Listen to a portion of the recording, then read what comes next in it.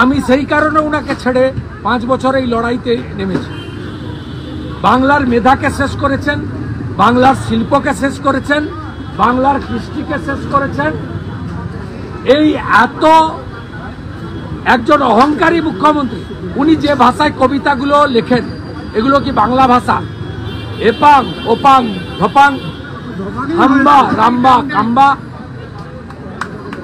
ওনার যে কবিতা বই এর সঙ্গে বাংলা ভাষার দফা রফা করে দিয়েছেন।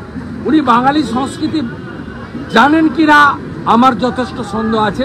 যদি জানতেন তাহলে নিজের গলার উত্তরীয় খুলে বিদ্যাসাগরের গলায় পুলিশকে দিয়ে পড়াতেন।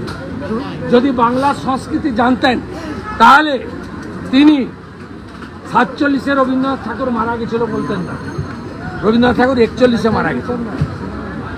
অতএব এই মুখ্যমন্ত্রী বাঙালির সর্বনাশের মূলে, বাঙালি ঐক্যবদ্ধভাবে এই মুখ্যমন্ত্রীকে সরাবে।